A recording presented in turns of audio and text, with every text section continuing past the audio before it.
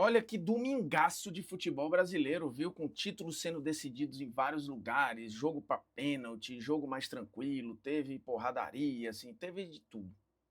Algumas finais já estavam mais ou menos definidas, outras nem tanto. O fato é que a gente viveu um domingo meio anos 90 ali, anos 2000, né, quando você tinha um domingo reservado para as decisões de campeonato estadual. E fica um elogio aqui para Minas e Rio de Janeiro, fora a porradaria lá em Minas, mas no geral, cara, que festas bonitas e que boa ideia e bem executada ideia o jogo final em partida única, tá? Ó, palmas para Minas, palmas para o Rio de Janeiro, obviamente, tirando a porradaria lá, que, pelo amor de Deus, já fiz um vídeo à parte só para falar disso. Vinheta.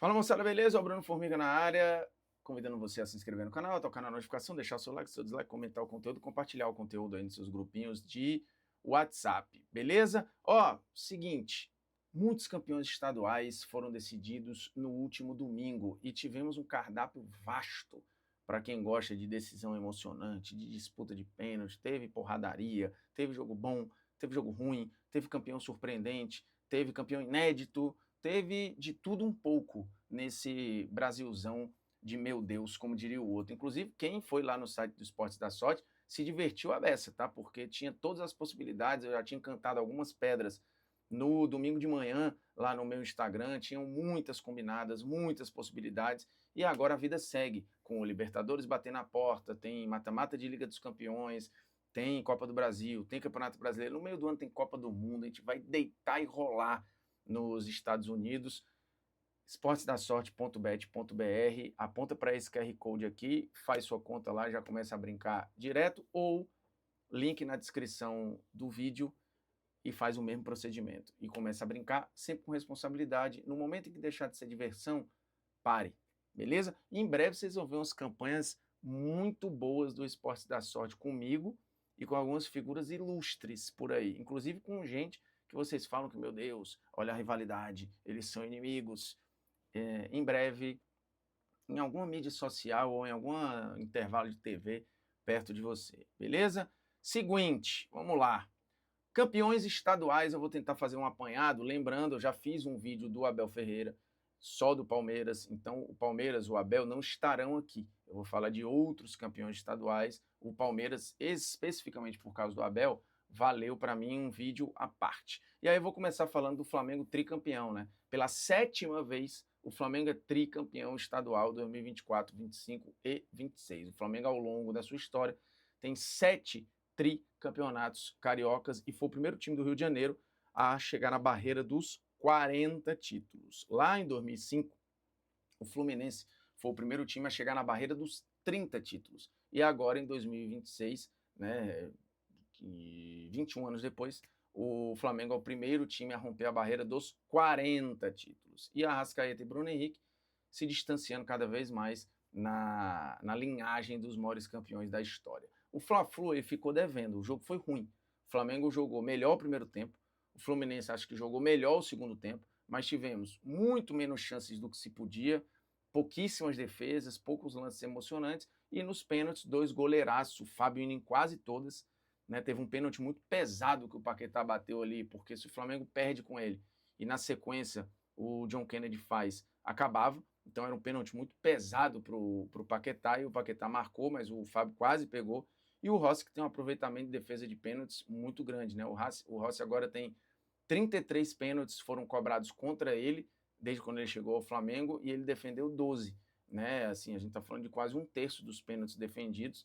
É como se a cada 3 cobranças o Rossi defendesse uma. É um número muito, muito, muito relevante. E o Flamengo teve um campeonato carioca cheio de altos e baixos, mais baixos do que altos, né? Quase foi para o quadrangular de rebaixamento na primeira fase e partiu dali para o título carioca.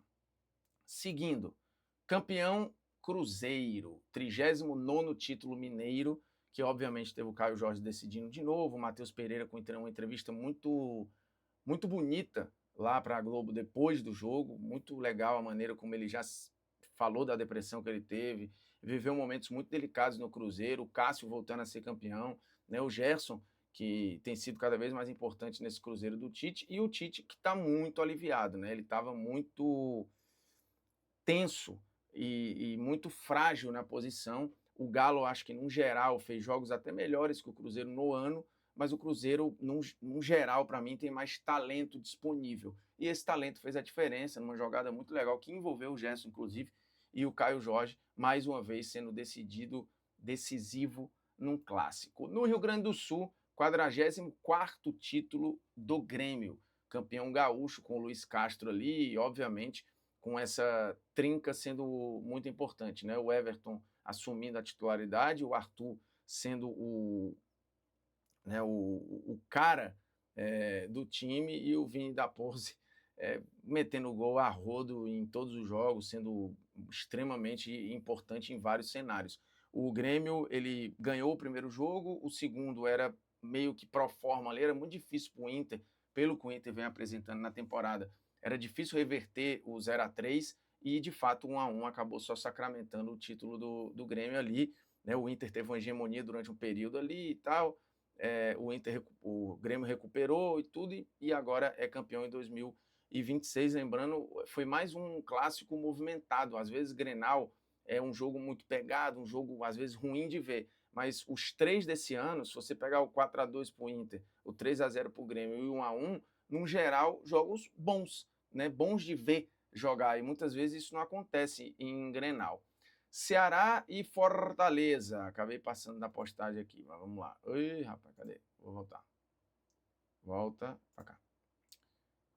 Voltando para a postagem, daqui. Ceará e Fortaleza. O Fortaleza campeão pela 47ª vez do Campeonato Cearense. Para mim aqui era o jogo mais equilibrado, era a final mais equilibrada, os dois times num ano muito parecido, né? O Fortaleza com um trabalho novo, o Ceará que fez um ano passado que dava a impressão que não ia cair, acabou caindo e surpreendendo e tudo, mas manteve ali um time, uma base, né? E um jogo muito, muito no detalhe, né? O Ceará até saiu na frente, o Fortaleza consegue um empate numa bola desviada ali, vadia, e vai para os pênaltis, e aí também no detalhe do detalhe do detalhe, o Fortaleza é campeão cearense. De novo, para mim, de todas as finais, era a mais equilibrada. Já na prévia, e os jogos também foram os mais equilibrados, né? Acho que Ceará e Fortaleza entregaram uma final mesmo assim, que foi no ajuste fino ali para o Fortaleza ser campeão, podia ter caído para qualquer um dos lados, e o Fortaleza ganha o título cearense pela 47ª vez. 46 títulos para o Sport, campeão pernambucano nos aflitos, né? O Náutico já não era campeão nos aflitos em cima do Sport há um bom tempo. Era um jogo de um nível de tensão. O primeiro jogo foi insano, né? Um 3-3 gigantesco, com o Sport fazendo gol nos acréscimos, com o Náutico empatando também nos acréscimos, dos acréscimos. E aí foi o jogo da volta nos aflitos. O Náutico tinha uma campanha melhor, por isso definiu em casa. Mas, assim, teve um jogador expulso muito cedo, o jogo foi para um outro lado, né? O Sport acabou ganhando na casa deles, o que dá um charme a esse título para o torcedor do Sport, depois de um 2025 muito frustrante, né? Com a campanha que o time fez no Campeonato Brasileiro. O Barra foi campeão em Santa Catarina, né? Campeão catarinense pela primeira vez, um campeão inédito no futebol brasileiro. Isso é uma coisa rara. Esse final de semana tivemos 2 campeões inéditos e o Barra é um desses, né? Ganhou da Chapecoense, que era o time com mais investimento, que faz até aqui um ano bom dentro das possibilidades, mas o Barra num campeonato de muito planejamento, usando muito bem a galera mais nova, monitorando muito bem o mercado na realidade que é possível, e sendo campeão de maneira inédita. Outro título que não é surpreendente, mas que, olhando a distância hoje dos dois times do ponto de vista de série, de investimento, é o Paysandu ganhando o Campeonato Paraense pela 51ª vez, né? Campeão 51 vezes do Campeonato Paraense, ganhou do Remo. O Remo, para muitos, era apontado como o favorito, mas o Paysandu já tinha vencido o primeiro jogo, levava uma vantagem e confirmou essa vantagem no jogo da volta. Assim, eu sempre falo com muito carinho do futebol paraense, porque, enfim, acompanhei de perto o Remo e Paysandu quando estava lá no Esporte Interativo, seja na Série D, na Série C, na Copa Verde e tudo. Vi o Paysandu ser campeão já, vi o Remo subir da Série D para a Série C, então são times que eu tenho muito carinho, e a festa ela é absolutamente maravilhosa lá. Então, parabéns aos campeões. É óbvio que eu não consigo falar de todos aqui, ainda tem campeonatos que vão ser decididos, né? O Bahia tinha sido decidido, o Baiano tinha sido decidido no sábado, com o Bahia sendo campeão, né? Depois de uma eliminação muito dolorosa na pré-Libertadores. Então, assim, para o projeto, para o Rogério, para todo mundo ali, importante o título baiano em cima do Vitória. E outros vão ser decididos ainda. E repito, o vídeo do Palmeiras está à parte para falar especificamente de Abel Ferreira, beleza? Se inscreve aí no canal, toca na notificação e é nóis. Vídeo curtinho, objetivo, para registrar e parabenizar cada um dos campeões. Beleza? É nóis.